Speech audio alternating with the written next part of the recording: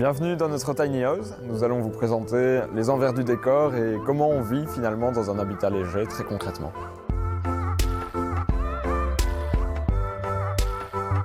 Le projet au tout départ, ça a été une volonté de vivre dans un habitat qui a un impact environnemental beaucoup plus faible.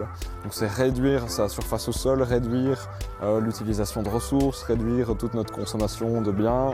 Et c'est aussi choisir de trier énormément d'affaires pour que ça rentre dans ce petit habitat. Donc ça c'est le premier... La première importance de l'habitat léger et de la tiny house en particulier, c'est une volonté de réduire son impact environnemental. Et puis ensuite, sur le côté, c'est décider peut-être d'accorder son budget à d'autres choses que uniquement un logement et pas forcément prendre un crédit auprès d'une banque pendant 30 ans et se dire qu'on a le droit de vivre un peu plus calmement et aussi accorder un petit peu plus de budget à des formations, à de l'expérience, à des voyages, voilà. Donc c'est un moyen de se dire un peu moins de matériel dans ma vie, mais un petit peu plus d'expérience, de vécu et voilà, c'est la raison d'être du projet au départ.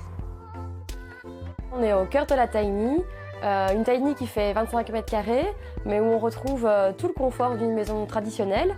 Donc on a une belle grande cuisine, on a également une salle de bain avec une grande douche standard, on a un grand lit, on a également un coin pour se relaxer avec un bureau pour travailler.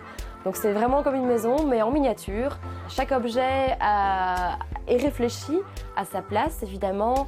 En amont de l'installation dans une tiny, il faut bien réfléchir à est-ce que je garde cet objet, est-ce qu'il m'est indispensable.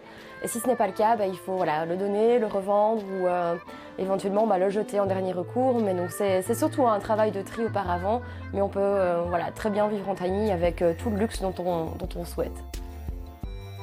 Au stade actuel, on utilise 3 sources d'énergie dans la tiny.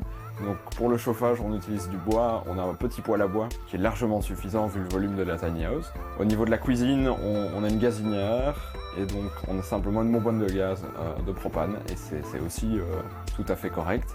Et donc là, on a une alimentation électrique en plus, on est raccordé sur le circuit classique avec un compteur de passage et à terme, on aimerait faire la transition vers l'installation de panneaux solaires pour gagner en autonomie. Et au niveau de l'eau, on est raccordé à l'eau de pluie, donc on collecte l'eau de pluie en récupérant l'eau dans notre toit et on collecte tout ça dans une dizaine de citernes qu'on se partage à plusieurs personnes. Voilà. Et on traite l'eau de pluie en amont et donc elle est utilisable pour à peu près tout, sauf la consommation où il nous reste à trouver le meilleur moyen pour filtrer et décontaminer l'eau pour qu'elle soit propre à la consommation, sans problème. Si vous avez envie de vous lancer dans l'aventure de la tiny house, il y a pas mal de structures qui sont disponibles en Belgique pour soit vous apporter une tiny clé sur porte, toute faite et prête à l'emploi, ou alors pour vous soutenir et vous accompagner dans l'autoconstruction de votre tiny, en vous apportant une aide pour la réalisation d'une certaine partie, l'électricité, etc.